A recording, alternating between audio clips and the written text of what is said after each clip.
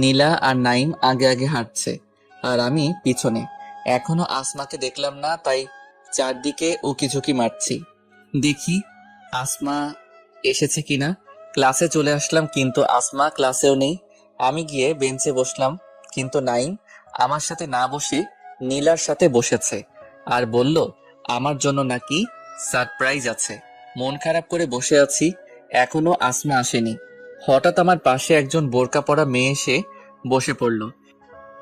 এই আপনি এখানে বসেছেন কেন? ওঠেন বলছি। আপনি আসমাকে চিনেন? আপনাকে যদি দেখে আমার পাশে বসেছেন তাহলে আপনাকে ভার্সিটি ছাড়া করবে, না হয় আমাকে মেরে শেষ করে দিবে। ওই আপনি হাসছেন কেন?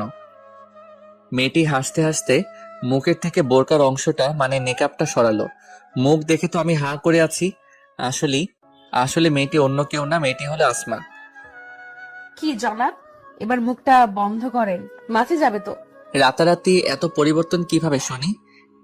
বলেছি না তোমার জন্য সব কিছু করতে পারি, আর এটা তো সামান্য ব্যাপার। এক রাতের মধ্যে কিভাবে এই পোশাক জোগাড় করলে? তুমি মনে হয় ভুলে গেছো তোমার শ্বশুর মশাই কি করতে পারে। তোমার বাবাকে বলে রাতের মধ্যে এই পোশাক জোগাড় করেছি।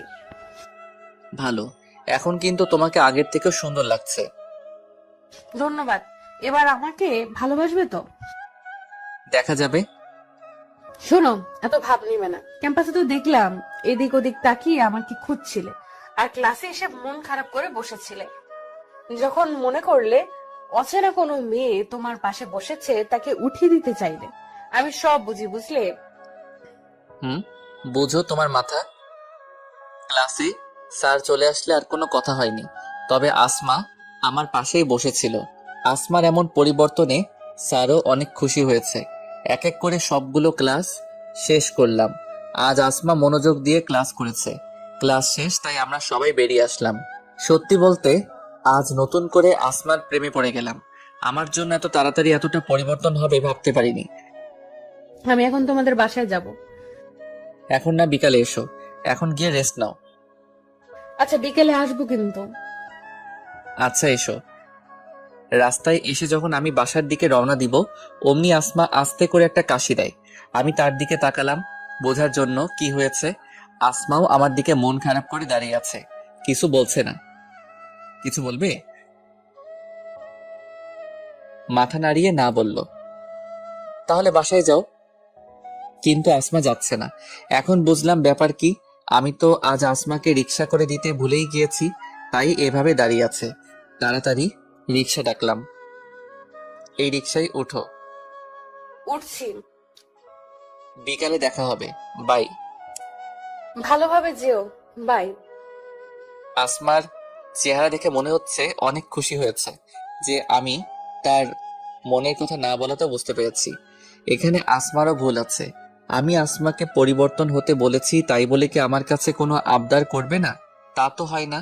বরং আসমার আবদারগুলো পূরণ করতে আমার অনেক ভালো লাগে। জোহরের সালাত আদায় করে বাসায় চলে আসলাম। বাসায় এসে কলিং বেল বাজালাম।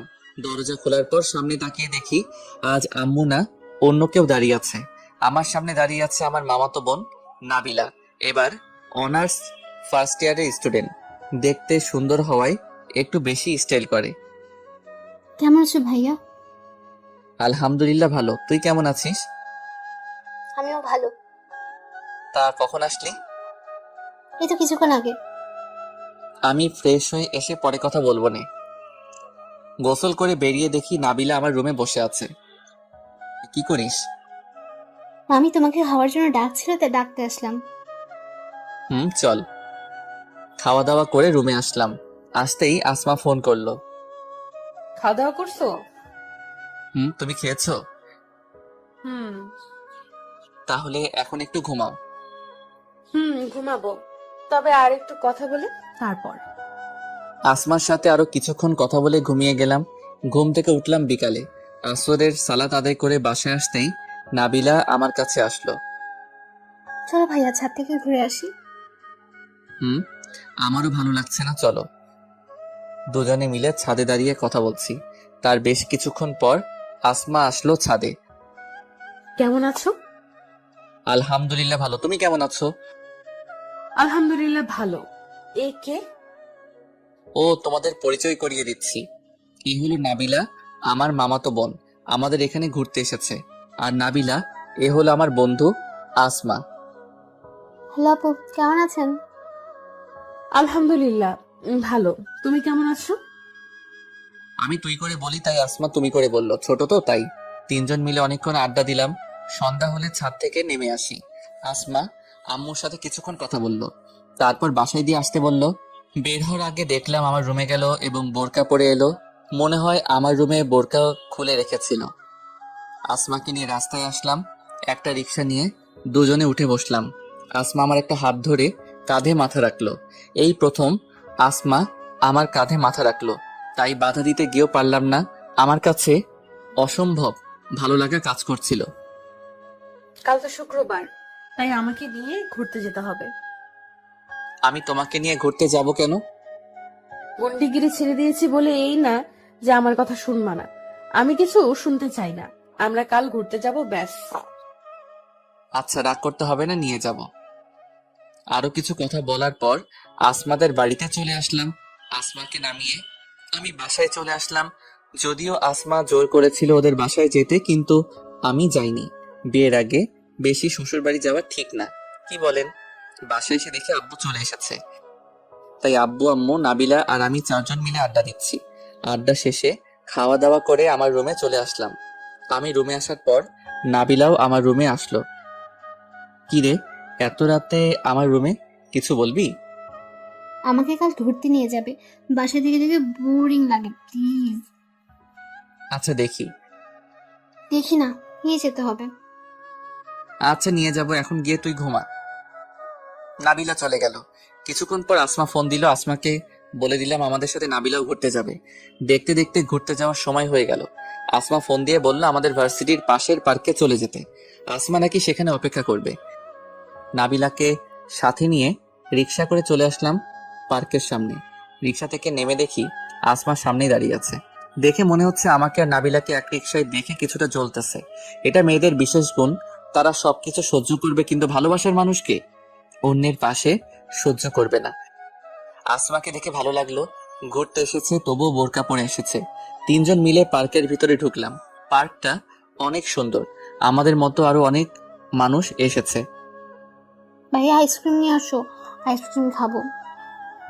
তাহলে তোমরা দুজন এখানে বসো, আমি নিয়ে আসছি। তিনজনের জন্য তিনটা আইসক্রিম নিয়ে আসলাম। একটা জিনিস লক্ষ্য করলাম, আইসক্রিম আনতে যাওয়ার আগে আসমা হাসি খুশি ছিল, কিন্তু এখন কেন জানি মন খারাপ করে আছে আর কথাও বলছে না। আরো কিছুক্ষণ ঘোরাঘুরি করে বাসায় চলে আসলাম।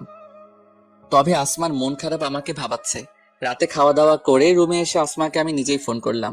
দেখি যদি আমি ফোন করা থেকে আসমার মন ভালো হয়। ফোন দিতে আসমা রিসিভ করে। মনে হয় আমার ফোনের জন্য অপেক্ষা করছিল। হ্যালো। চুপ করে আছে, কথা বলছে না। হ্যালো আসমা, তোমার কি হয়েছে আমাকে বলো। আমার কিছু হয়নি। আসমা, তুমি কান্না করছো কেন? প্লিজ বলো তোমার কি হয়েছে। আমি তোমাকে ছাড়া বাঁচবো না রাজু। কি হয়েছে আগে বলো প্লিজ। নাবিলা বলেছে ও নাকি তোমাকে ভালোবাসে। কি বলছে এসব? নাবিলা তোমাকে এই কথা কখন বললো? ঘুরতে গিয়ে নাবিলা তোমাকে আইসক্রিম আনতে পাঠিয়ে আমাকে বলেছে।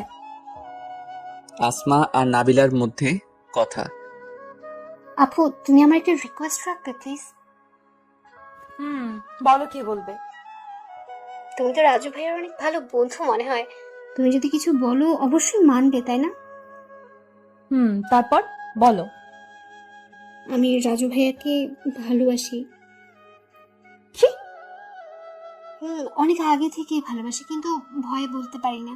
তুমি যদি আমার হয়ে ভাইয়াকে একটু রিকোয়েস্ট করতে, তাহলে রাজু ভাইয়া আমাকে ফিরিয়ে দিতে পারবে না। প্লিজ আপু, আমার এই কাজটা করে দাও না। নাবিলার কথা শুনে থমকে গিয়েছে। এ আপু, কথা বলছো না কেন? দেখি কি করা যায়। দেখি না করতে হবে। আর তোমার কণ্ঠ পাল্টে গেছে কেন? না কিছু না, এমনি। আসমা কথাগুলো বলছে আর কান্না করছে। এখন কিভাবে বোঝাবো আমি শুধু আসমাকেই ভালোবাসি? অন্য কাউকে এক মুহূর্তের জন্যও মানতে পারবো না। রাজু, তুমি কি আমাকে ভুলে যাবে? কি সব বলছো? আমি তোমাকে কখনো ভুলতে পারবো না। এখন কান্না থামাও। তুমি নাবিলাকে ভালোবাসবে, তাই না? আরে আমি কেন নাবিলাকে ভালোবাসতে যাব? তুমি চিন্তা করো না। নাবিলাকে সবকিছু বুঝিয়ে বললে আমার বিশ্বাস নাবিলা বুঝবে। সত্যি তো? হুম, সত্যি সত্যি 3 সত্যি। এবার কান্না থামাও। হুম। খাওয়া দাওয়া করেছো? নাবিলা অমন কথা শুনে কি আমার গলা দিয়ে খাবার নামবে? তার মানে এখনো কিছু খাওয়া হয়নি? যাও, গিয়ে খাওয়া দাওয়া করো। না, খাবো না। খেয়ে আসো, না হলে কথা বলবো না। আচ্ছা, খাবো, তবে আমার একটা শর্ত আছে। বলো রাজি? কি শর্ত? আগে বলো রাজি কি না। আচ্ছা, আমি রাজি আছি, বলো কি শর্ত। তুমি আমার পাশে এসে বসো, তাহলে খাবো, না হলে আজ না খেয়ে থাকবো কিন্তু। এটা কোনো কথা হলো? এই রাত করে কিভাবে আসবো তোমার কাছে? তুমি কিন্তু কথা দিয়েছো, আর না আসলে নাই, আমি না খেয়েই থাকতাম আজ। আচ্ছা, দেখছি কি করা যায়। বলেন তো, এই কেমন জ্বালাতন। ফোন কেটে বাসা থেকে বেরিয়ে আসলাম। গন্তব্য আসমাতের বাড়ি, কিন্তু রাস্তায় কোনো রিক্সাও পাচ্ছি না। কিছুক্ষণ দাঁড়িয়ে থাকার পর রিক্সা আসলো। চলে আসলাম আসমাদের বাড়ির সামনে। বাড়িতে ঢুকতে যাব, অমনি দারোয়ান চলে আসলো। আরে মিয়া, এত রাতে এই বাড়িতে কি কাজ? জি, আমার একটু ভেতরে যেতে হবে। ফাজলামি করো? জানো এটা কার বাড়ি? বেশি টিড়িং বিড়িং করলে ডাইরেক্ট জেলে। বুঝছি, দারোয়ানের সাথে কথা বললে শুধু শুধু সময় নষ্ট হবে, তাই আসমাকে ফোন করলাম। ফোন দিতেই রিসিভ করলো। মনে হয় আমার অপেক্ষায় আছে। কোথায় তুমি? আসবে না? এসেছি, কিন্তু দারোয়ান ঢুকতে দিচ্ছে না। আচ্ছা, তুমি দারোয়ানকে মোবাইলটা দাও। আমি দারোয়ানকে মোবাইলটা দিলাম। কি বলেছে আমি শুনতে পাইনি। দারোয়ান কথা শেষে আবার আমাকে মোবাইল ফিরিয়ে দিল। এখন চলে আসো। আসছি। ফোন কেটে দিলাম এবং বাড়িতে ঢুকলাম। ভিতরে গিয়ে দেখি বাড়ির সদর দরজা খোলা। মনে হয় আসমা খুলে রেখেছে। আমি চলে এসেছি, তাই আস্তে আস্তে বাসার ভিতরে ঢুকলাম। হঠাৎ করে আসমা এসে জড়িয়ে ধরলো। এই কি করছো, ছাড়ো। না, ছাড়বো না। কেউ দেখলে খারাপ ভাববে, ছাড়ো। কেউ দেখবে না, কারণ বাড়িতে কেউ নেই। কেউ নেই মানে? তোমার আব্বু কোথায়? আব্বু বিজনেসের কাজে 3 দিনের জন্য আমেরিকায় গিয়েছে, পরশুদিন চলে আসবে। ও, চলো এখন খাবে। এভাবে থাকি না, তাহলে না খেয়ে থাকলেও চলবে আমার। পাগলামি রেখে এসো, এবার অনেক রাত হয়েছে। আসমা আমাকে খাওয়ার রুমে নিয়ে গেল এবং একটা চেয়ারে বসতে বলল। আসমা খাবার নিয়ে এসে আমার বাম সাইডে বসলো, কিন্তু খাবার নিয়ে বসে আছে, খাচ্ছে না। তাই আমি জিজ্ঞেস করলাম, কি হলো, খাওয়া শুরু করো। না, খাবো না। এখন আবার কি হলো? তুমি না বললে আমি আসলে খাবে? তোমার হাতে খাইয়ে দাও, তাহলে খাবো। এটা তো কথা ছিল না। যাও, খাওয়াতে হবে না, তুমি ওই নাবিলাকে খাইয়ে দিও। আচ্ছা আচ্ছা, খাইয়ে দিচ্ছি। আমার কথা শুনে আসমা অনেক খুশি হয়েছে। হাত ধুয়ে আসমাকে নিজ হাতে খাইয়ে দিলাম। আমাকেও খেতে বলতেছিল, কিন্তু আমি না করে দিয়েছি। খাওয়া শেষে এখন আমি চলে যাই, কেমন? আজ আমাদের এখানে থেকে যাও না। না, অন্য একদিন এসে থাকবো। আজ থেকে যাও না, এমনিতেই অনেক রাত হয়ে গিয়েছে। থাকতাম যদি বাড়ি আরো মানুষ থাকতো তাহলে, কিন্তু তুমি বাড়িতে একা, তাই চলে যাব। আচ্ছা, আবার আসবে কিন্তু। আসবো। দরজার সামনে এসে যাওয়ার আগে একবার জড়িয়ে ধরি প্লিজ। যদি না করি? তাহলেও ধরবো। তাহলে অনুমতি নিচ্ছ কেন? আমার কথা শেষ হওয়ার আগে শক্ত করে জড়িয়ে ধরলো। একটু আস্তে ধরো। জি না, শুনো। বলো। নাবিলা কি আমাদের কথা বুঝবে? বুঝিয়ে বললে অবশ্যই বুঝবে। তাই যেন হয়, না হলে আমার কি হবে? চিন্তা করো না, আমি সব বুঝিয়ে বলবো। আমার না হঠাৎ একটা কথা মনে পড়লো। আমাকে বলো, কি এমন কথা মনে পড়লো? এই, তুমি না আমাকে ভালোবাসো না বলেছিলে, তাহলে আমার জন্য এখানে চলে আসলে কেন? আসলেই তো, আসমাকে না বলেছি আমি ওরে ভালোবাসি না। এখন মনে হয় ধরা খেয়ে গেলাম। কি করব বলেন? ভালোবাসার মানুষ যখন কান্না করে তখন কি আর এত কিছু মনে থাকে? আসলে হয়েছে কি, আর কিছু বলতে হবে বাবু? আমি সব কিছু বুঝতে পারছি। কিছুক্ষণ আগে কান্না করেছি কারণ আমি মনে করেছিলাম তুমি আমাকে ভালোবাসো না। তাই ভয় হয়েছিল যদি নাবিলাকে ভালোবেসে ফেলো, কিন্তু এখন আর ভয় করছে না, কারণ তুমিও আমাকে ভালোবাসো। দেরি হয়ে যাচ্ছে, বাসায় যেতে হবে। আচ্ছা, সাবধানে যাবা, আর বাসায় গিয়ে আমাকে ফোন করবে। আচ্ছা। আসমার থেকে বিদায় নিয়ে চলে আসবো এমন সময় আবার পিছন থেকে ডাক দিল। আমি আবার কাছে গেলাম। আবার কি? উম, এটা কি হলো? কারণ এটা এখন আশা করিনি। এত বুঝতে হবে না, এখন বাসায় যাও, তোমার না দেরি হয়ে যাচ্ছে। আর কথা না বাড়িয়ে চলে আসলাম বাসায়। ডুপ্লিকেট চাবি ছিল তাই বাসায় ঢুকতে সমস্যা হয়নি। রুমে এসে আসমাকে ফোন করে বলে দিলাম বাসায় চলে এসেছি। সকালে ভার্সিটিতে গেলাম, ভালোভাবে ক্লাস শেষ করলাম। তবে একটা জিনিস লক্ষ্য করেছি, আসমা অনেক হাসি খুশি। হতে পারে আমিও তাকে ভালোবাসি সেটা জানতে পেরে। আমি আসমার চেহারায় সব সময় হাসি খুশি দেখতে চাই। তাই নাবিলাকে সবকিছু ভালো করে বোঝাতে হবে, না হলে 3টা জীবনই নষ্ট হবে। আমাদের দেশে একটি প্রবাদ আছে যে আমার জন্য গলা সমান পানিতে নামতে পারে, তার জন্য আমি কম হলেও কোমর সমান পানিতে নামতে পারি। আমার ভালোবাসাটাও অনেকটা এই রকম। আসমা, যে কিনা আমার এক কথায় নিজের সব বদভ্যাস ছেড়ে দিয়েছে, যে কিনা সব সময় ফ্যাশন করে বেড়াতো, সে এখন ঘুরতে গেলেও বোরকা পরে বের হয়। যে আমার জন্য এতটা পরিবর্তন হয়েছে, তাকে কিভাবে কষ্ট দিয়ে থাকতে পারি? সে যদি ভালোবাসার জায়গায় অন্য কিছু আমার কাছে চাই, তাহলে না করতে পারবো না। বিকেলে নাবিলাকে নিয়ে ছাদে আসলাম, উদ্দেশ্য সবকিছু বুঝিয়ে বলা। নাবিলা আর আমি ছাদের এক কোণে গিয়ে দাঁড়ালাম।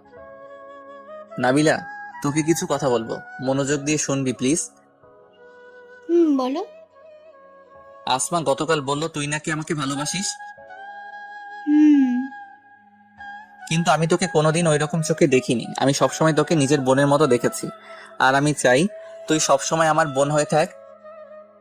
কিন্তু কোনো কিন্তু না, তোর এখনো অনেক পড়াশোনা বাকি। দেখবি সময় হলে আমার থেকে ভালো ভালো ছেলে তোর পিছনে ঘুরবে। কিন্তু তোমার মতো তো হবে না। তুই তো দেখি ভারী বোকা মেয়ে, তখন আমার থেকেও সুন্দর ও ভালো ছেলে পাবি। সত্যি তো? সত্যি।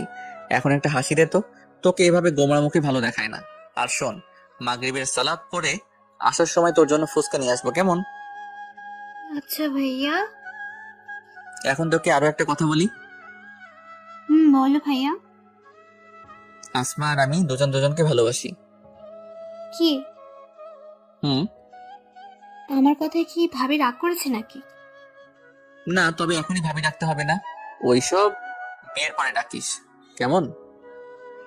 আচ্ছা। যাক বাবা, নাবিলার মাথা থেকে ভালোবাসার ভূত নামাতে পেরেছি তাতেই অনেক। আরো কিছুক্ষণ ছাদে থেকে নিচে নেমে আসলাম। মাগরিবের সালাত আদায় করে আসার সময় নাবিলার জন্য ফুচকা নিয়ে আসলাম। ফুচকা দিয়ে আমার রুমে আসলাম। এসে আসমাকে ফোন করলাম, আসসালামু আলাইকুম, কেমন আছো? ওয়ালাইকুম সালাম, আলহামদুলিল্লাহ ভালো। তুমি কেমন আছো? আলহামদুলিল্লাহ, আমিও ভালো আছি। আর শোনো, একটা খুশির খবর আছে। বলো, কি খবর? আমি নাবিলাকে সবকিছু ভালোভাবে বুঝিয়ে বলেছি এবং নাবিলা আমার কথা রেখেছে। এখন নাবিলার মাথায় আর ভালোবাসার ভূত নেই। বেচারি মনে হয় কষ্ট পেয়েছে, তাই না? তা তো মনে হয় একটু পেয়েছে। জানো, আমি এখন চিন্তা মুক্ত আছি। কাল ওই কথা শোনার পর থেকে সবকিছু কেমন যেন মাথার উপর দিয়ে যাচ্ছিল, কিন্তু এখন ঠিক আছি। এখন আর চিন্তা করতে হবে না, সবকিছু ঠিকঠাক আছে। তুমি না একটু বেশি হাবাগোবা, না হলে কোনো মেয়ে তোমাকে কোন চোখ দিয়ে দেখে তাও বোঝো না, আর তার জন্যই ভয় হয়। জি না, আমি যথেষ্ট বুঝি, আবার বেশি বুঝলে সমস্যা আছে। শোনো, কাল ভার্সিটিতে যেতে হবে না। কেন? কারণ আমি যাব না তাই। তোমাকে তো আবার চোখে চোখে রাখতে হয়। আমি কি ছোট বাচ্চা নাকি যে আমাকে চোখে চোখে রাখতে হয়? তুমি ওইরকমই। আর শোনো, কাল তোমার জন্য একটা সারপ্রাইজ আছে। কি সারপ্রাইজ বলো? এখন বলা যাবে না, কাল সময় হলেই বুঝতে পারবে। ওকে, তোমার ইচ্ছা। আরো কিছুক্ষণ কথা বলে ফোন কেটে দিলাম। ভাবছি কাল আসমা আমাকে কি সারপ্রাইজ দিবে। এই মেয়েকে বিশ্বাস নেই, কি থেকে কি করে বসে আল্লাহ ভালো জানে। অন্যান্য রাতের মতো আজকে রাতটাও কেটে গেল ভালোই ভালো। আজ আর ভার্সিটি যাইনি। আসমার সারপ্রাইজ দেখার জন্য আব্বু আজ দুপুরে অফিস থেকে চলে আসলো, তাই জানতে গেলাম কি হয়েছে। কি আব্বু আজ দুপুরে চলে আসলে? আমিও জানি না, স্যার এসে বলল বাসায় নাকি কি কাজ আছে, তাই ছুটি নিয়ে চলে গেলাম। আমার মাথায় তো এখন কিছুই ঢুকছে না। তাই নাকি? অবশ্য ভালোই হয়েছে, আমিও আজ ভার্সিটিতে যাইনি, একসাথে আড্ডা দেওয়া যাবে। হ্যাঁ, তুই বস, আমি ফ্রেশ হয়ে আসি। অনেকদিন পর সবাই একসাথে দুপুরের খাবার খেলাম। সবাই একসাথে বসে খাওয়ার মজাই আলাদা। সবাই একসাথে খাওয়া দাওয়া শেষ করলাম। বিকালে আসরের সালাত আদায় করে বসার রুমে এসে বসলাম। সবাই মিলে কথা বলছি। কিছুক্ষণ পর কে যেন বাসার কলিং বেল বাজালো। আমি গেলাম দরজা খুলে দিতে। দরজা খুলে দেখি আসমা এসেছে, সাথে একজন ভদ্রলোক এসেছে। আমি ভদ্রলোককে সালাম দিলাম। আসসালামু আলাইকুম, ভিতরে আসেন। তুমিও আসো আসমা। ভদ্রলোক আমার সালামের জবাব দিয়ে ভিতরে ঢুকলো। উনাকে বসার রুমে পাঠালো আর আসমা আমার কাছে দাঁড়ালো। আসমা, কে উনি? তোমার শ্বশুর মশাই। কি বলছো এসব? যা শুনলে তাই। বলেছিলাম না আজ তোমাকে সারপ্রাইজ দিব। এখন ভেতরে আসো। এই বুঝি নাই মেয়ের মাথায় কি চলে? এরকম সারপ্রাইজ কেউ কাউকে দেয় নাকি? আমরা বসার রুমে আসলাম। আসমা গিয়ে আব্বু আম্মুকে সালাম করলো, তারপর আম্মুর পাশে বসলো। আসমা সবার সাথে তার বাবার পরিচয় করিয়ে দেয়। তারা কুশল বিনিময় করলো। আপনাদের সবার সম্পর্কে আসমার কাছে অনেক কথা শুনেছি। আপনাদের সাথে দেখা করে অনেক ভালো লাগলো। আপনি দেশের এত বড় বিজনেসম্যান হয়ে আমাদের এখানে এসেছেন, এই তো অনেক কিছু। ভাইজান, আমি কিন্তু আজ বিজনেসম্যান হিসেবে আসিনি, আমি এসেছি একজন মেয়ের বাবা হিসেবে। আপনার কথা ঠিক বুঝলাম না। আমি আমার মেয়ের বিয়ের প্রস্তাব নিয়ে এসেছি আপনার ছেলে রাজুর জন্য। আমাকে ফিরিয়ে দিবেন না ভাইজান? কি বলছেন এসব? আমাদের মতো মধ্যবিত্ত পরিবারে আপনার মেয়ের বিয়ের প্রস্তাব নিয়ে এসেছেন? শুনেন ভাইজান, আমি গত 10 বছর ধরে দেশের সেরা বিজনেসম্যানের অবস্থানে অটল আছি, কিন্তু আমার মেয়ের সুখের কাছে তা খুবই তুচ্ছ। আমার মেয়েটা কোনোদিন মায়ের আদর পায়নি, কারণ জন্মের সময় আসমার মা মারা যায়। তাই আসমার চাওয়ার আগে সবকিছু দিয়ে খুশি রাখতাম, কখনো মায়ের অভাব বুঝতে দেয়নি। তাই হয়তো কিছুটা বিগড়ে গিয়েছিল। আমার মেয়ে কার সাথে উঠা বসা করতো, কি করতো, দিন শেষে আমার কাছে এসে সব খবরাখবর আসতো। কিন্তু রাজুর সাথে যখন আসমার দেখা হয়, তখন লক্ষ্য করলাম আমার মেয়ের মধ্যে এক থেকে একাধিক পরিবর্তন ঘটেছে। আর আজ আপনারা নিজ চোখেই দেখতে পারছেন। আমি রাজুর সম্পর্কে খোঁজ খবর নিয়ে দেখেছি। এই যুগে এর চেয়ে ভালো ছেলে আমার মেয়ের জন্য পাবো না। আসমা নিজে এসে আমাকে রাজুর সম্পর্কে সবকিছু বলেছিল, আর আজ আমাকে আপনাদের কাছে নিয়ে আসলো। আসমাকে দেখেই বোঝা যায় নিজের থেকে রাজুকে বেশি ভালোবেসে ফেলেছে। প্লিজ ভাইজান, আমার মেয়ের মনে আঘাত দিয়েন না। আপনার যদি কোনো আপত্তি না থাকে তাহলে আমাদের কেন আপত্তি থাকবে? তবে রাজু এখনো পড়াশোনা করছে, তার উপর বেকার ছেলে, তা তো মনে হয় আপনি জানেন। কিছুদিন পরেই তো তাদের ফাইনাল এক্সাম, তারপর তো অবশ্যই কিছু করবে। আর আমি তো আছি, আমি নিজে সবকিছু ব্যবস্থা করে দিব। আর আপনিও তো একজন সরকারি কর্মকর্তা, আপনিও কিছু ব্যবস্থা করে দিতে পারেন। তবে আমি কিছু করে দিলে কখনো নিজেকে ছোট মনে করবেন না, কারণ আজ থেকে আমার মেয়ে যেমন আপনাদের মেয়ে, তেমনি আপনাদের ছেলেও কিন্তু আমার ছেলে হবে। আর আমাদের সব সুখ শান্তি তো আমাদের সন্তানদের ঘিরে। বেআই সাহেব, আপনি কোনো চিন্তা করবেন না, আমরা আপনার প্রস্তাবে রাজি আছি। আর আসমার আমার ঘরের বউ না মেয়ে হয়ে থাকবে। আর আসমা আমাকে আগে থেকেই মা বলে ডাকে। আলহামদুলিল্লাহ। তবে বিয়েটা যদি ওদের পরীক্ষার পরে হয় তাহলে ভালো হয়। আমিও এমনই কিছু ভাবছি। তবে আমার আরো একটি রিকোয়েস্ট আছে। জি বলেন। আমি চাই আগামীকাল আসমা আর রাজুর বিয়েটা পারিবারিকভাবে সেরে নিতে। পরীক্ষার পর না হয় ধুমধাম অনুষ্ঠানের মধ্যে বউ ঘরে নিয়ে আসবেন। চিন্তা করবেন না, আমাদের বাসায় আগামীকাল সব কিছু রেডি থাকবে। আপনি আর আসমা চলে আসবেন। ধন্যবাদ বিয়ান সাহেব। সবকিছু যেন আমার মাথার উপর দিয়ে যাচ্ছে। আমি শুধু দর্শকের মতো সবকিছু শুনে যাচ্ছি। আব্বু আম্মুও আমার কোনো মতামত ছাড়াই রাজি হয়ে গেল, তবে আমার ভালোই হয়েছে। আর আসমার বাবা যে এত ভালো একজন মানুষটা আজ না দেখলে মনে হয় বুঝতেই পারতাম না। আসমার দিকে তাকিয়ে দেখে সে তো মহা খুশি। আসমাকে ইশারায় আমার রুমে আসতে বলে ওখান থেকে রুমে চলে আসলাম। রুমে বসে আছে, কিছুক্ষণ পর আসমা আসলো। কি করে হলো এসব? কেন দেখতে পাওনি বুঝি? দেখেছি তো, কিন্তু সবকিছু তো আমার মাথার উপর দিয়ে যাচ্ছে। কিভাবে করলে এত কিছু? কাল বলেছিলাম না আজ তোমাকে সারপ্রাইজ দিব। এই হলো সারপ্রাইজ, তোমার আর আমার বিয়ে। আঙ্কেল মানে তোমার বাবা সবকিছু এত সহজেই মেনে নিয়েছে? ওই আমার বাবা কি ভিলেন নাকি যে মানবে না? তবে বলেছিল সবকিছু পরীক্ষার পর হবে, কিন্তু শুক্রবার তো নাবিলা আমার মাথা নষ্ট করে দিয়েছিল। নাবিলা ভালো মেয়ে, তাই তোমার কথা রেখেছে, কিন্তু অন্য মেয়েরা যদি আবার তোমার দিকে নজর দেয়, তাই আজ আব্বু আমেরিকা থেকে আসতেই বললাম তোমার আর আমার বিয়ে যেন আজ অথবা কালকের মধ্যেই কমপ্লিট হয়। তারপর আব্বু কোথায় ফোন করে আমার শ্বশুর মশাইয়ের তোমার বাবাকে বাসায় পাঠাতে বলে। বিকেলে আমরা আসলাম আর সবকিছু ঠিক করা হলো। সবকিছু একটু তাড়াতাড়ি হয়ে যাচ্ছে না? ওই চুপ, নিচে তো কিছুই করনি, সব তো আমাকেই করতে হলো। এখন আরো ভাব নিচ্ছ, কাল বিয়েটা হোক তারপর দেখবে আসমা কি জিনিস। তুমি না এসব গুন্ডাগিরি ছেড়ে দিয়েছো, তাহলে আবার ভয় দেখাচ্ছ কেন? পরে কিন্তু বিয়ে করব না। আর একবার বলো তো, এখন কি বলেছো? ওই আমি তো কিছুই বলিনি। হুম, জানি জানি। এখন আমাকে ধন্যবাদ দাও। তোমাকে ধন্যবাদ দিব কেন? এই যে এত বড় একটা কাজ আমি একাই করে দিলাম। তোমার আব্বু জোর করেছে তাই রাজি হয়েছি, না হলে তোমাকে কে বিয়ে করে? কি এত বড় কথা? আজ তুমি শেষ। কথাটি বলেই আমাকে বিছানার উপর ফেলে দিয়ে আমার বুকে চড়ে বসলো আসমা। তারপর কিল ঘুষি থাপ্পড় ইচ্ছা মতো আমার উপর প্রয়োগ করলো। কেন যে ফাইজলামি করতে গেলাম এখন বুঝতেছি মজা কাকে বলে। এবারের মতো ছেড়ে দাও, কথা দিচ্ছি আর কখনো এমন কথা বলবো না। আর বলার চান্সও পাবে না। আগামী কালকেই তোমাকে বিয়ে করছি। রাগী মোটে না, তোমাকে অনেক সুন্দর লাগছে। প্রশংসা করে দেখি কাজ হয় কিনা। পাম দিচ্ছ তাই না? কি যে বলো না, আমি তোমাকে পাম দিব এই সাহস হয়েছে আমার, বলো? আজ এসব কথায় কাজ হবে না বাবু। এতক্ষণ আসমা আমার বুকে এসে বসে মারছিল, তাই আসমাকে এক টান দিয়ে আমার কাছে নিয়ে আসলাম। আসমার মুখটা একদম আমার মুখের কাছে চলে এসেছে। ধীরে ধীরে আসমার নিঃশ্বাস বেড়ে যাচ্ছে। দুজন দুজনের চোখে তাকিয়ে আছি, কেউ কিছু বলছি না। হঠাৎ কারো কথায় আমাদের ঘুর কাটলো। তাকে দেখি নাবিলা দরজার কাছে দাঁড়িয়ে আছে। আসমা আমার উপর থেকে এক ঝটকায় সরে যায়। কি লজ্জা, কি লজ্জা! এই সব কিছু বিয়ের পরও করা যাবে, এখন আসেন আপনাদের ডাকছে। কথাগুলো বলে নাবিলা হাসতে হাসতে চলে গেল। আসমার দিকে তাকিয়ে দেখি লজ্জায় লাল হয়ে আছে, তবে আসমাকে এখন অপূর্ব সুন্দর লাগছে। বলতে পারেন আমার দেখা সবচেয়ে সুন্দর। দুজনেই চুপ করে আছি, কেউ কোনো কথা বলছি না। আমি রুম থেকে বেরিয়ে আসলাম এবং আসমাকেও ইশারা করলাম আসার জন্য। আঙ্কেল এবং আসমা আরো কিছুক্ষণ থেকে হালকা নাস্তা করে চলে যায়। যাওয়ার আগে আসমার সাথে আর কোনো কথা হয়নি। মনে হয় ওই সময়ের ঘটনার জন্য লজ্জা পাচ্ছে। বুঝি না মেয়েদের এত লজ্জা আসে কোথা থেকে। গত পরশু রাতে নিজেই তো আমাকে বুঝতেই পারছেন কি বলতে চাচ্ছি, দিয়েছিল।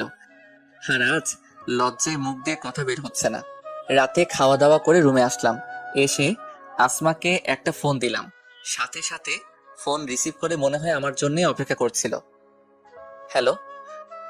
ফোন করতে এত দেরি করলে কেন? তুমিও তো দিতে পারতে। আমার ফোন দিতে লজ্জা করছিল তাই ফোন দেইনি।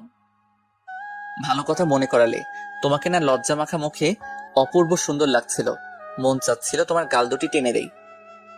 এই তুমি না দিনে দিনে অনেক রোমান্টিক হয়ে যাচ্ছ। তাই নাকি? তুমি কি করে বুঝলে? তোমাকে বলতে হবে নাকি? দেখি বিয়ের পর কতদিন থাকে। এমন আরো দুষ্ট মিষ্টি ভালোবাসার কথা বলে আজকের মতো ঘুমিয়ে যাই। সকালে আব্বু আমাকে নিয়ে বাজারে যায় এবং অনেক জিনিস কেনাকাটা করে, মনে হয় বিয়ের জন্য। একটা জিনিস খেয়াল করে দেখেছেন, আমার বাবা মা এখনো জানতে চায়নি আমার এই বিয়েতে মত আছে কিনা। না বলে নাই। আসমার সাথে বিয়ে হলেই তো হলো।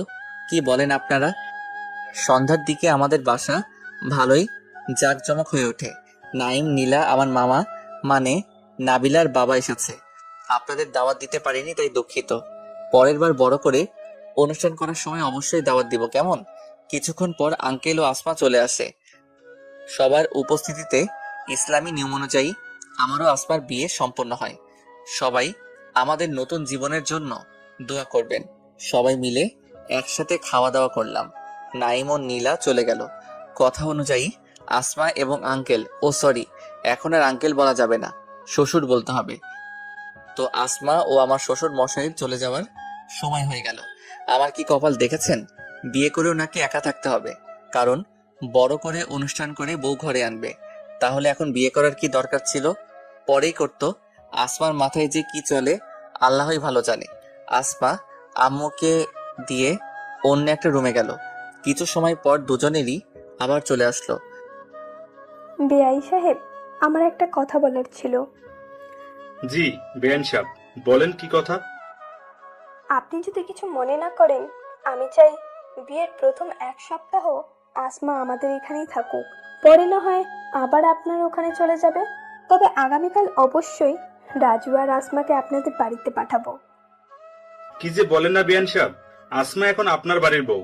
একেবারের জন্য রেখে দিলেও আমার কিছু করার নেই। ঠিক আছে, আসমাকে রেখে যাব, কিন্তু আগামীকাল দুইজনকে অবশ্যই আমাদের বাড়িতে পাঠাবেন। জি, পাঠাবো। আপনি কোনো চিন্তা করবেন না আসমাকে নিয়ে। আমি কথা দিচ্ছি, আসমা আমার মেয়ে হয়ে থাকবে। আরো কিছু কথা বলে শ্বশুর মশাই চলে যাওয়ার সময় আমি এগিয়ে দিতে আসলাম। বাসার নিচে এসে রাজু বাবা, জি আঙ্কেল, সরি, জি বাবা বলেন। আস্তে আস্তে ঠিক হয়ে যাবে। শোনো বাবা, আমার মেয়েটা তোমাকে পাগলের মতো ভালোবাসে। কখনো ওকে কষ্ট দিও না। কান্না করবেন না বাবা, আমি কথা দিচ্ছি আসমাকে কখনো কষ্ট পেতে দিব না। আসলে আসমার জন্মের পর থেকে আমার থেকে দূরে যায়নি। আজ প্রথম ওরে ছেড়ে থাকতে হবে। আমাকে এভাবে দেখলে আসমাও মন খারাপ করবে, তাই বাসায় কিছু বলিনি। তুমি একটা জিনিস লক্ষ্য করেছো? আসমা তোমাকে পেয়ে এতটাই খুশি হয়েছে যে আসমা ভুলেই গিয়েছে আমাকে ছাড়াই প্রথম অন্য কোথাও থাকছে। আমি চাই এভাবেই আসমাকে সবসময় আগলে রাখবে। জি বাবা, আপনি কোনো টেনশন নিয়েন না। আর আসমাকে তো আমি কালই আপনাদের ওখানে নিয়ে আসবো। আরো কিছু ভালো মন্দ কথা বলে শ্বশুর মশাই চলে যায়। আমি বাসায় চলে আসি। আসমাকে নাবিলার সাথে ঘুমোতে পাঠিয়েছি। প্রথমেই বাসায় থাকছে, যদি একা থাকতে ভয় পায়, তাই দুজনকে একসাথে থাকতে বললাম। আর তুই গিয়ে তোর রুমে গিয়ে ঘুমিয়ে পড়। দেখে ক্লান্ত মনে হচ্ছে তোকে। যাচ্ছি। এ তো সেই লাউ মানে কদু, কদু মানে লাউই হয়ে গেল। বাসায় বউ আছে কিন্তু আমার সাথে নাই, অন্য রুমে। আমার রুমে এসে শুয়ে পড়লাম। শুয়ে শুয়ে ভাবছি সবকিছু কেমন যেন কল্পনার মতো লাগছে। আর সবকিছুর মূলে হলো আসমা। মেয়েটা আমার জন্য এই অল্প কিছুদিনে কি না করেছে। নিজেকে আমার পছন্দ মতো গড়ে তুলেছে। কোটিপতির মেয়ে হয়েও বাবা রাজি করিয়ে আমাকে বিয়ে করেছে। যা বুঝলাম, আমি আসমাকে যতটুকু ভালোবাসি, আসমা আমাকে তার থেকে 1000 গুণ বেশি ভালোবাসে। এইসব ভাবতে ভাবতে কখন ঘুমিয়ে যাই বুঝতে পারি না। কিন্তু বেশিক্ষণ ঘুমাতে পারিনি। কেউ মনে হয় আমার চুল ধরে ঝাঁকড়াচ্ছে। তাই তাড়াতাড়ি করে উঠে বসে পড়লাম এবং বোঝার চেষ্টা করছি কি হয়েছিল। চোখ কসলাতে কসলাতে তাকিয়ে দেখি আসমা আমার বিছানার পাশে বসে আছে। এই তুমি এত রাতে আমার রুমে কি করছো? এত অবাক হওয়ার কি আছে? আমি এখন তোমার বিয়ে করা বউ, তাই এই রুমেই আসতে পারি। তুমি ঘুমাওনি? রাখো তোমার ঘুম, আমি একটুও ঘুমাইনি। আর উনি নাক ডেকে ঘুমাচ্ছে। এই যে শোনো, আমি এখন তোমার সাথে ঘুমাবো, বুঝলে? তুমি আমার সাথে ঘুমাবে কেন? তুমি না নাবিলার সাথে শুয়েছিলে?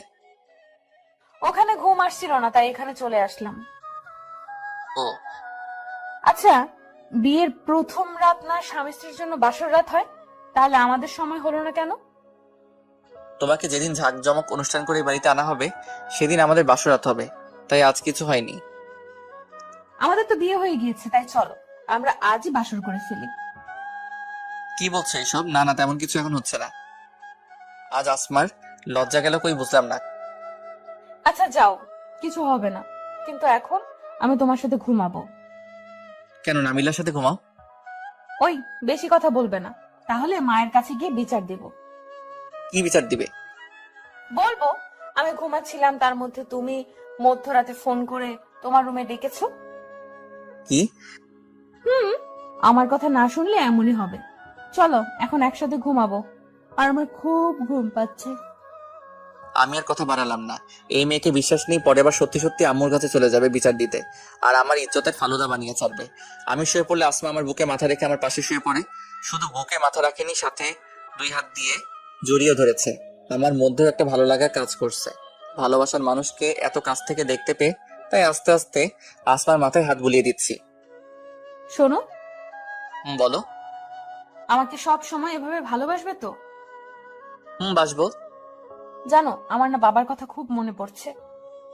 চিন্তা করো না, কাল তোমাদের বাড়িতে নিয়ে যাব, এখন ঘুমাও। ঘুমাচ্ছি। কিছুক্ষণ পর তাকিয়ে দেখি আসমা ঘুমিয়ে পড়েছে। ঘুমন্ত অবস্থায় প্রথম দেখলাম আসমাকে। চুলগুলো এসে আমার মুখে পড়েছে, চুলগুলোর থেকে এক মায়াবী ঘ্রাণ আসছে। আমার মাথাটা হালকা উঁচু করে আসমার কপালে ভালোবাসার পরশ এঁকে দিলাম। এটা ছিল আমার পক্ষ থেকে আসমার প্রতি প্রথম ভালোবাসার ছোঁয়া। তারপর আসমাকে জড়িয়ে ধরে আমিও ঘুমিয়ে পড়লাম। সকালে ঘুম থেকে উঠে দেখি আসমা আমার পাশে নেই। মনে হয় ভোরবেলা আবার নাবিলার কাছে গিয়েছে। বলতে হবে আমার বউটার বুদ্ধি আছে। বিকেলের দিকে আসমাদের বাড়িতে আসলাম। আসমা এসেই তার বাবার সাথে গল্প করতে শুরু করে দিয়েছে। দেখে মনে হচ্ছে কতকাল ধরে কথা হয়নি। আসমাদের বাড়ি থেকে রাতে আবার আমাদের বাড়িতে চলে আসি। দেখতে দেখতে আমাদের বিয়ের 1 মাস হয়ে যায়। আসমা এখন 1 সপ্তাহ আমাদের বাড়িতে থাকে, 1 সপ্তাহ ওদের বাড়িতে থাকে, যেন দুই বাড়ির সবাই খুশি থাকে। আর আমাদের ভালোবাসাও আরো কয়েক গুণ বাড়তে থাকে। বিয়ের এতদিন হলেও আসমা আমার কাছে কোনো কিছু চাইনি। হতে পারে আমি বেকার বলে আমার কাছে কিছু চাই না।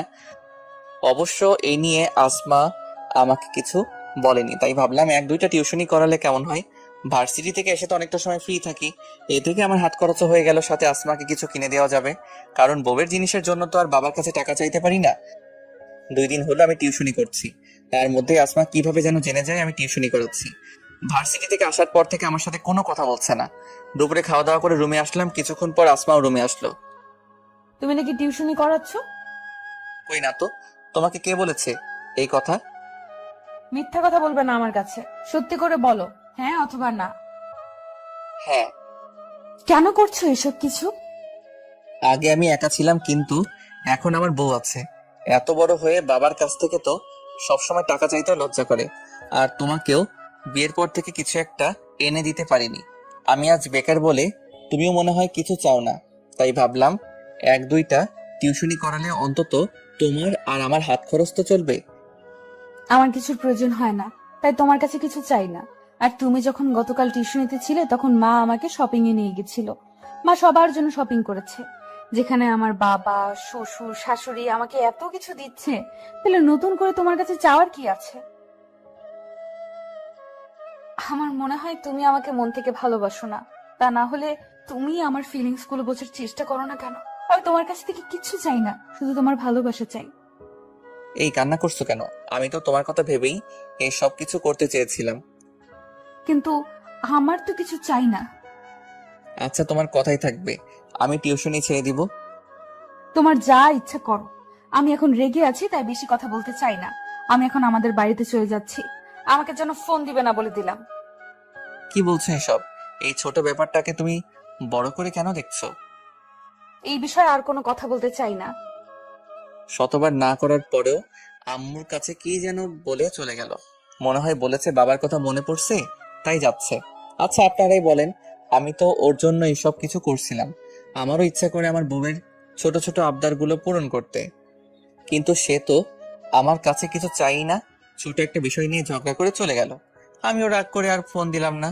রাতে খাওয়ার সময় দেখি আম্মু মন খারাপ করে বসে আছে, খাবারও বেড়ে দিচ্ছে না। আম্মু, তুমি কি অসুস্থ? তোর সাথে আমার কোনো কথা নেই। আমি আবার কি করলাম? আসমা আজ বাসায় নেই। দেখ, বাসাটা কেমন খালি খালি লাগছে। আর তুই বুঝবি কি করে? তোর জন্যই তো মেয়েটা রাগ করে একা একা চলে গেল। ভালো করে শুনে রাখ, আগামীকালের মধ্যে যদি আসমাকে এই বাড়িতে না নিয়ে আসতে পারিস, তাহলে তোর সাথে আর কোনো দিন কথা বলবো না, এই বলে দিলাম। আমিও না খেয়ে রুমে চলে আসলাম। ভাবছি আসমা অল্প দিনের মধ্যেই সবার চোখের মনি হয়ে গিয়েছে।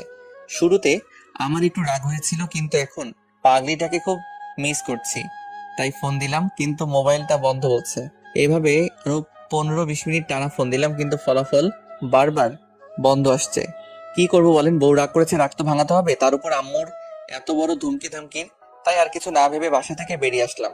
উদ্দেশ্য আসমাদের বাড়ি। দেখে আমি গেলে রাগ করে থাকতে পারি নাকি। আধা ঘন্টার মধ্যে আসমাদের বাড়ি চলে আসি। বাইরে দাঁড়িয়ে কলিং বেল বাজাচ্ছি, কিন্তু কেউ দরজা খুলছে না।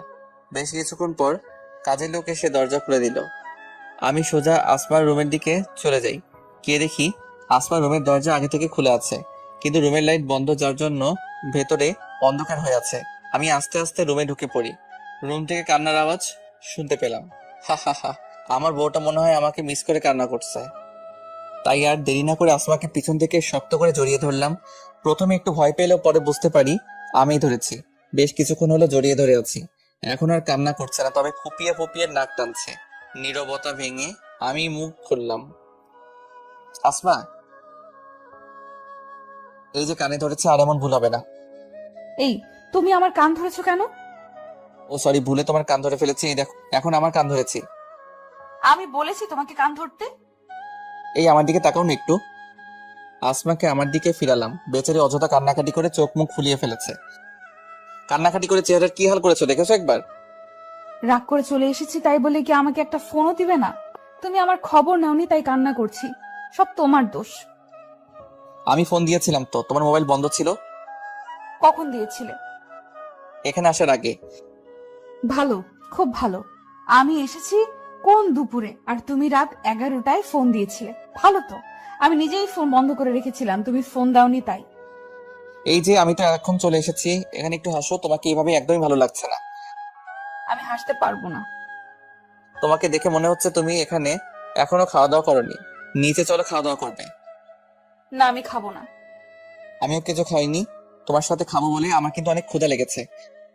আগে বলবে তো তুমি এখনো কিছু খাওনি। আমাকে ছাড়ো, এখন খেতে যাবে। দেখেছেন, এতক্ষণ আমি বললাম খেতে চলো, কিন্তু না করে দিল। যখন বললাম আমি এখনো কিছু খাইনি, তখন আমাকে খাওয়ানোর জন্য তাড়াহুড়ো করে শুরু করে দিব। বলেছিলাম না আমার বউটা নিজের থেকে আমাকে বেশি ভালোবাসে। আসমা আমার হাত ধরে টানতে টানতে খাবার টেবিলে কাছে নিয়ে আসলো এবং একটা চেয়ারে বসলো। আমাকে বসিয়ে রেখে খাবার নিয়ে আসলো। নাও, তাড়াতাড়ি খেয়ে নাও। আসমা আমার খাবার বেড়ে দিয়েছে, কিন্তু নিজের জন্য কিছু নেয়নি। আমিও আর কিছু বললাম না। সোজা এক লোকমা খাবার আসমার মুখের কাছে ধরলাম, দেখি এখন কিভাবে না খেয়ে থাকে। বেশিক্ষণ অপেক্ষা করাতে হয়নি, আমার হাত থেকে খাবার খেয়ে নিয়েছে। এবার তুমি খাও। আমাকে খাইয়ে দিবে না? কোনো কথা না বলে তাড়াতাড়ি হাত ধুয়ে আমাকে খাইয়ে দিল। আসমার সবচেয়ে বড় দুর্বলতা হলাম আমি, যা আজ আবার প্রমাণ হয়ে গেল। দুজন দুজনকে খাইয়ে দিয়ে খাওয়ার পর্ব শেষ করলাম। রুমে এসে শুয়ে আছি, আসমাও আছে আমার বুকে মাথা রেখে শুয়ে আছে। রাজু, বলো। রাগ করে চলে এসেছিলাম, তাই আমাকে মাফ করে দাও প্লিজ। দূর পাগলি, এখানে মাফ করার কি আছে? তবে প্রথমে তোমার প্রতি একটু রাগ হয়েছিল, কিন্তু ছোট একটি বিষয়ে নিয়ে চলে আসলে। কিন্তু আমার এই মিষ্টি বউটার প্রতি কি রাগ করে থাকতে পারি বলো? তাই তো চলে আসলাম তোমার রাগ ভাঙাতে। আমি ওই ছোট বিষয়টা নিয়ে রাগ করতাম না, কিন্তু তুমি টিউশনি করাও কথাটা আমার বাইরের মানুষের কাছ থেকে শুনতে হয়েছে। তুমি এই কথাটা আমার কাছ থেকে কেন লুকালে? তাই আমি রাগ করেছিলাম। তোমার থেকে আর কখনো কিছু লুকাবো না, কথা দিলাম। অনেক রাত হয়েছে, চলো এবার ঘুমানো যাক। দুজন দুজনকে জড়িয়ে ধরে ঘুমিয়ে গেলাম। আমি এর আগেও একটা কথা বলেছি, তা হলো আপনার সাথে রাগ করবে ওই ব্যক্তি যে বিশ্বাস করে আপনি ভালোবেসে তার রাগ ভাঙাবেন। সকালে ঘুম থেকে উঠে শ্বশুর মশাইয়ের সাথে দেখা করলাম, একসাথে নাস্তা করলাম আরো কিছুক্ষণ থেকে। তারপর আসমাকে নিয়ে আমাদের বাসায় আসলাম। ভালোবাসার সময়গুলো খুব তাড়াতাড়ি ফুরিয়ে যায়, তবে ভালোবাসা ফুরায় না। তেমনি দেখতে দেখতে আমাদের অনার্স ফাইনাল ইয়ারের পরীক্ষা শেষ হয়ে যায়। এখন আব্বু আর শ্বশুর মশাই ভালো ভালো ছেলে পদে জব সাজেস্ট করছে, কিন্তু আমার কথা, আমি কোনো জব করব না, আমি বিজনেস করতে চাই। অবশ্য এই পরামর্শটা আমাকে আসমা দিয়েছে। শ্বশুর মশাই, আব্বু আর আমি একসাথে বসেছি বোঝার জন্য কি করলে ভালো হয়। তুমি যেহেতু জব করবে না, বিজনেস করবে, তাহলে তুমি কি ধরনের বিজনেস দিতে চাও? আমি রেস্টুরেন্টের বিজনেস দিতে চাই। বাহ, এ তো খুব ভালো কথা। তুমি চিন্তা করো না, এই শহরের সবচেয়ে ভালো জায়গায় তোমার রেস্টুরেন্টের জায়গা নিয়ে দিব। ধন্যবাদ বাবা, কিন্তু আমি চাই না আপনি আমাকে কোনো আর্থিক সাহায্য করেন। মাত্র না বাবা বললে? তাহলে বাবা হয়ে আমি আমার সন্তানকে দিব না তো কাকে দিব? আমি চাই আমার দুটো সন্তানই সুখে থাকুক। যাও, তোমার কথাও রাখলাম। আমি শুধু তোমাকে রেস্টুরেন্টের জমি কিনে দিব, বাকিটা না হয় বেআই সাহেব দেখে নিবে। আমি আর কোনো কথা শুনতে চাই না, তাই হবে। কিছুদিনের মধ্যেই শ্বশুর মশাই রেস্টুরেন্টের জন্য জমি কিনে দেয়। আব্বু আর দেরি করেনি, সাথে সাথে রেস্টুরেন্ট নির্মাণের ব্যবস্থা করে দেয়। রেস্টুরেন্ট সম্পূর্ণ নির্মাণাধীন হতে হতে প্রায় 3.5 থেকে 4 লেগে যায়। শহরের সবচেয়ে জাঁকজমক ও আধুনিক রেস্টুরেন্ট হলো আমারটা, যার জন্য 4 মাসের মতো সময় লেগেছে তৈরি হতে। আজ শুক্রবার জাম্মার নামাজ আদায় করে সবাই আমার রেস্টুরেন্টের সামনে দাঁড়িয়ে আছি, আর আম্মু হাতে কেচি ফিতা কেটে আমার রেস্টুরেন্ট উদ্বোধন করবে। আম্মু ফিতা কাটলো, সবাই একসাথে তালি বাজালাম। তারপর সবাই একসাথে রেস্টুরেন্টের ভিতরে প্রবেশ করলাম। আমার রেস্টুরেন্টের প্রথম কাস্টমার হলো আমার আব্বু আম্মু, শ্বশুর মশাই ও আসমা। খাবার খেয়ে তারা খুবই প্রশংসা করেছে, আর করবেই না কেন। আমার রেস্টুরেন্ট সব টপ ক্লাস রাঁধুনিদের নিয়োগ দিয়েছি। আর একটা কথা, আমার রেস্টুরেন্টের নাম কি জানতে চাইবেন না? আমার রেস্টুরেন্টের নাম হলো বাহারি ভোজন। আশা করি আপনারা সবাই আসবেন। আমার রেস্টুরেন্টে একটা অফার আছে, তা হলো সন্তানরা যদি তার বাবা অথবা মাকে নিয়ে আসে তাহলে 50% ডিসকাউন্ট দেওয়া হবে। আপনাদের সকলের দোয়া আর মহান আল্লাহর রহমতে আমার রেস্টুরেন্ট অল্প কিছুদিনের মধ্যেই অনেক জনপ্রিয়তা লাভ করে। তাই বাসার সবাই ঠিক করলো আগামী শুক্রবার আমার আর আসমার বিয়ের অনুষ্ঠান করবে। তাই সবাই শপিং নিয়ে ব্যস্ত সময় কাটছে। পাঠক ভাই ও পাঠিকা বোনদের আমার বিয়ের অনুষ্ঠানে আপনারা সবাই আমন্ত্রিত। আমার সবকিছু আসমা পছন্দ করে দিয়েছে, আমিও আসমাকে শাড়ি পছন্দ করে দিলাম। অনুষ্ঠানটা হবে নতুন বিয়ের মতোই, মানে হচ্ছে প্রথমে বউ আনতে শ্বশুর বাড়ি যাবো, তারপরের দিন আমাদের বাড়িতে বউ ভাতের অনুষ্ঠান হবে। আসমা আগেই তার বাবার বাড়ি চলে গিয়েছে। আমাদের বাড়িতে মেহমান দিয়ে ভরে গিয়েছে। মামা আর নাবিরাও এসেছে। একমাত্র ছেলের বিয়ের অনুষ্ঠান বলে কথা, আব্বু আম্মু কোনো কমতি রাখেনি। অপেক্ষার প্রহর শেষ করে বরযাত্রী নিয়ে আসমাদের বাড়িতে আসলাম। লাল নীল আলোয় জ্বলজ্বল করছে চারপাশ। আসমার বাবা আমাদের আপ্যায়নে কোনো কমতি রাখেনি। শ্বশুর মশাই তার আত্মীয় ও বিজনেস পার্টনারদের সাথে পরিচয় করিয়ে দেয়। কিছুক্ষণ পর আসমাকে নিয়ে আসা হলো। আসমার সৌন্দর্য লিখে বর্ণনা করতে পারবো না, তাই অযথা সময় নষ্ট করে লাভ নেই।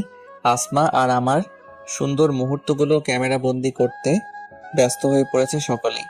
আমাদের একসাথে বসানো হলো ভিডিও করার জন্য।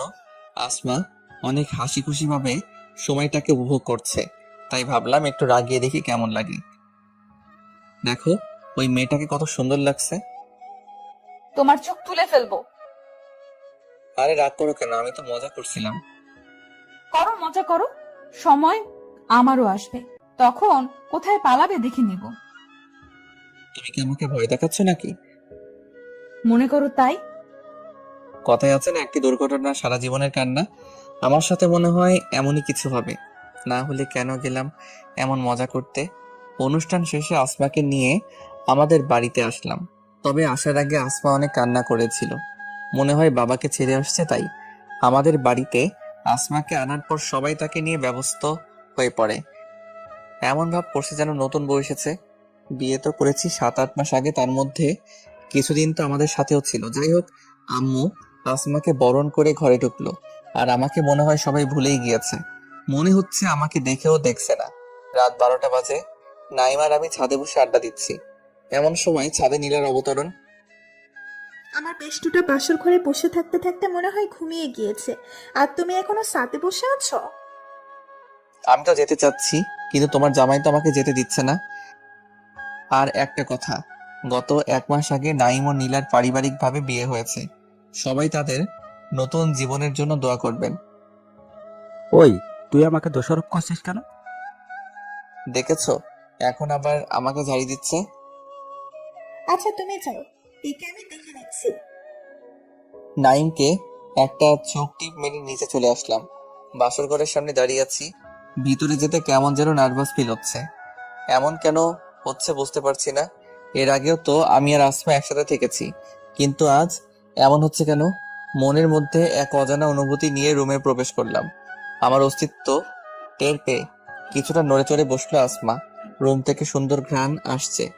চারিদিকে তাকিয়ে দেখলাম ফুল দিয়ে সাজানো আমার পুরো রুম। আসমা আমার কাছে আসলো এবং পা ধরে সালাম করতে চাইলো, কিন্তু আমি সালাম করতে না দিয়ে কিছুটা পিছনে সরে গিয়ে আসমাকে দাঁড় করালাম। আসমা আমার দিকে অবাক দৃষ্টিতে তাকিয়ে আছে। দ্রুত পরিস্থিতি স্বাভাবিক করলাম জন্য বললাম, শোনো, এখানে এত অবাক হওয়ার কিছু নেই। আমি পায়ে ধরে সালাম করতে দেইনি, কারণ পায়ে ধরে সালাম করা শিরক ও বিদাত।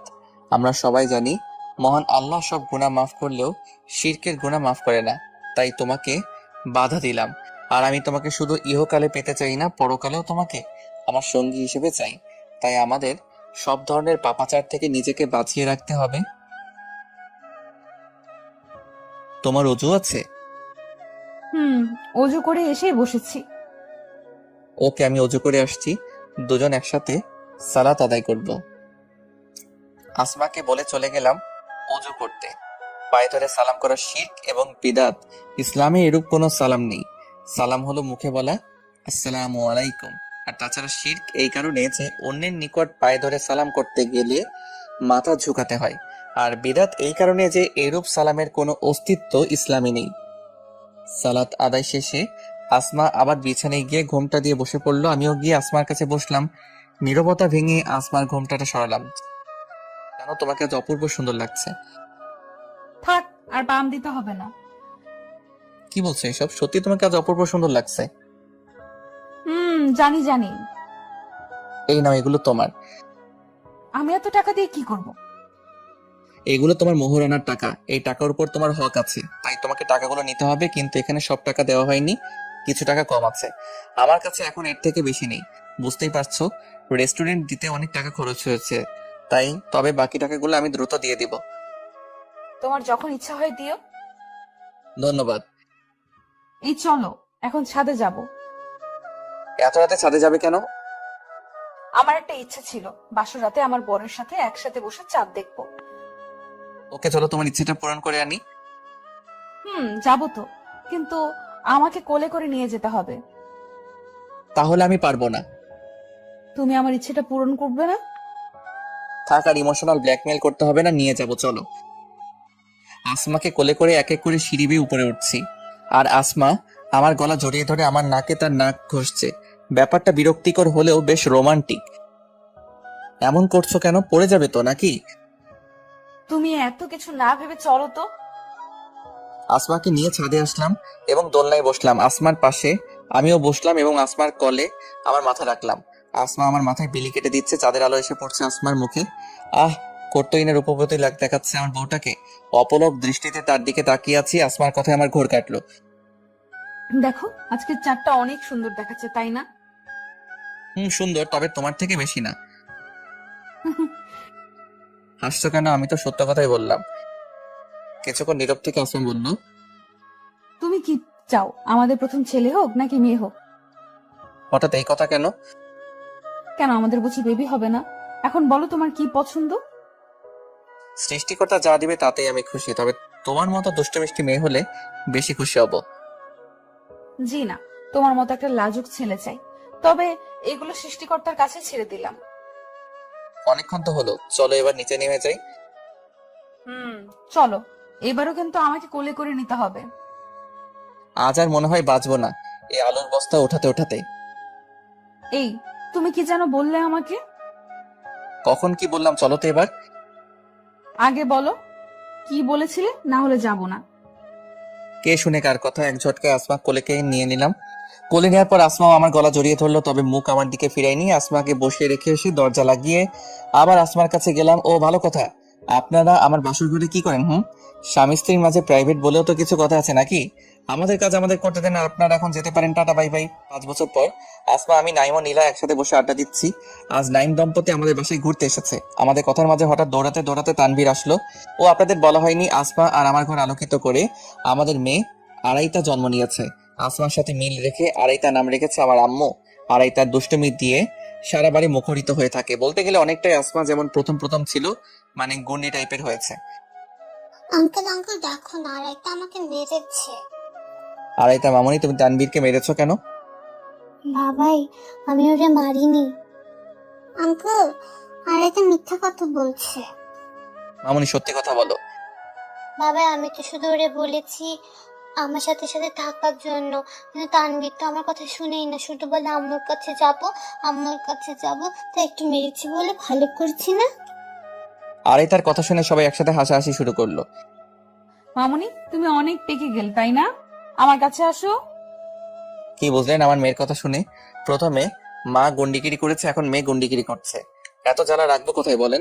সর্বশেষে এটাই বলতে চাই, সবাই আমাদের জন্য দোয়া করবেন যেন এভাবে আমাদের ভালোবাসা ও স্নেহ দিয়ে সবাইকে আগলে রাখা যায়।